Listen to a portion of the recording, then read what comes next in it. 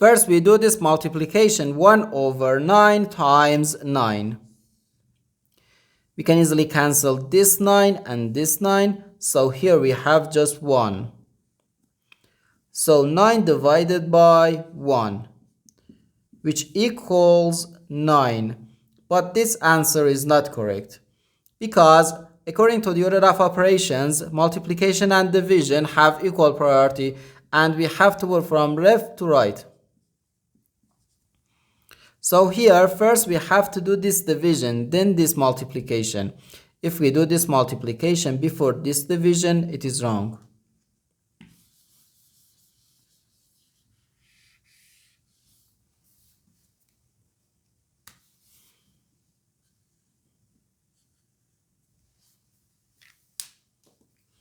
So first we have to do this division, 9 divided by 1 over 9.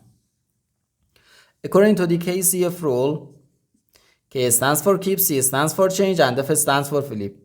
We can write keep the first fraction, change division to multiplication, and flip the second fraction. And here we have times 9. Okay? First we do this multiplication. 9 times 9 gives us 81.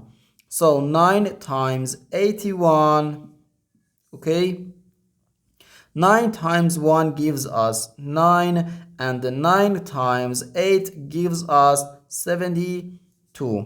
So we have 729, and this is our final answer to this problem.